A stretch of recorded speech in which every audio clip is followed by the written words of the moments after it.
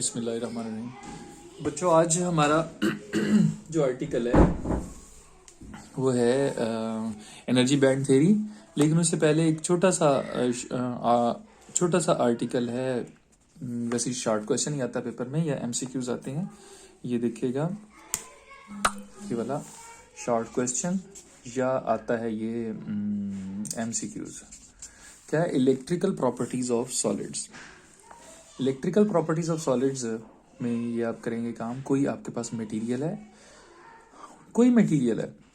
इस मटेरियल को आप करंट लगा दें, करंट भेजें इसमें। When you will pass current through this material can behave in 3 ways. It may be a conductor, might be an insulator, semiconductor. अगर तो ये करंट गुजरने दे तो हम इसे कहेंगे ये कंडक्टर है, और अगर ये करंट को ब्लॉक कर ले हम कहेंगे इंसुलेटर है। और अगर ऐसा हो कि 50-50 हो काम, यानी करंट गुजरने भी दे, करंट ब्लॉक भी कर ले, तो हम इसे कहते हैं सेमीकंडक्टर है। ठीक है बच्चों, अब कंडक्टिविटीज की बात करेंगे कि कंडक्टर, इंसुलेटर और सेमीकंडक्टर की कंडक्टिविटीज के बारे में आपका क्या ख्याल है। कंडक्टिविटी का मतलब होता है कि कोई मटेरियल करंट को कितना गुजर देने की इजाज़त देता है। फॉर एग्जाम्पल, कंडक्टर्स की कंडक्टिविटी बहुत ज़्यादा होती है। इनकी conductivity about 10⁻7 ohm metre inverse होती है। इंसुलेटर्स की होती ही नहीं, यानी अगर आप, इसका मतलब बहुत कम होगी अगर हुई भी तो। सो वो है 10⁻20 टू 10⁻10 ओम मीटर इनवर्स। इस तरह सेमीकंडक्टर्स की 10⁻6 से लेकर 10⁻4 ओम मीटर इनवर्स तक है। ठीक है बच्चों, ये एमसीक्यूज आती हैं, ये वाली कंडक्टर, इंसुलेटर, सेमीकंडक्टर, ये जो कंडक्टिविटीज की वैल्यू है, तो इसे हम बोलते हैं इलेक्ट्रिकल प्रॉपर्टीज ऑफ सॉलिड्स। अब आगे हमने ये पढ़ना है एनर्जी बैंड थ्योरी। बच्चों, हमारे पास कोई भी ऐसा मॉडल नहीं है, atomic model, like atomic model J Thomson है, नील बोहर्स मॉडल है, तो लिक्विड मॉडल है, जे थॉमसन मॉडल, बड़े ज़्यादा मॉडल्स हमने पढ़े हुए हैं।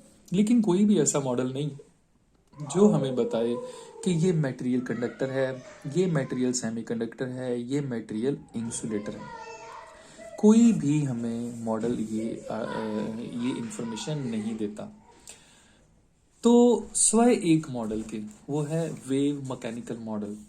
वेव मैकेनिकल मॉडल हमें इस चीज़ की इंफॉर्मेशन देता है, ये हमें बताता है मटेरियल्स के बारे में कि which one is conductor, semiconductor और इंसुलेटर। वेव मैकेनिकल मॉडल में एक पॉइंट है जिसे आप कहते हैं एनर्जी बैंड थ्योरी। वो ये एक्सप्लेन करता है एनर्जी बैंड थ्योरी को।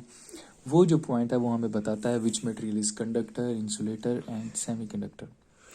सो यही मैंने लिखा है, wave mechanical model which gives us information about which material is insulator, conductor or semiconductor, and energy band theory is based on wave mechanical model. ये energy band theory wave mechanical model पर base करती है।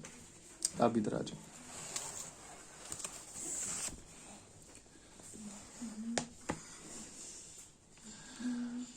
बच्चों, ये एक हमारे पास isolated atom है। It is an isolated atom. इसमें ये न्यूक्लियस और बाहर जो ऑर्बिट्स हैं इनमें इलेक्ट्रॉन्स मूव कर रहे हैं। ये इलेक्ट्रॉन इसमें आ गए। इन इलेक्ट्रॉन्स के पास स्पेसिफाइड एनर्जीज होती हैं इनके पास। अगर ये इलेक्ट्रॉन ग्राउंड स्टेट में है तो उसके पास -13.6 इलेक्ट्रॉन वोल्ट एनर्जी होगी। दूसरे ऑर्बिट में है तो -3.4, तीसरे ऑर्बिट में है तो -1.4 इलेक्ट्रॉन वोल्ट एनर्जी होगी। तो बच्चों, अगर आप एनर्जीज का फॉर्मूला देखना चाहें, ये एनर्जी का फॉर्मूला होता है energy of electron in an orbit -E0/n²। n जो है वो ऑर्बिट का नंबर है, E0 13.6 इसकी वैल्यू है। सो फर्स्ट ऑर्बिट अगर है तो उसकी एनर्जी -13.6 है। सेकेंड ऑर्बिट है तो 4 पर डिवाइड, 2 का स्केयर 4 पर डिवाइड कर दें। थर्ड है तो कहने का मतलब यह है कि हर ऑर्बिट की एनर्जी फिक्स होती है।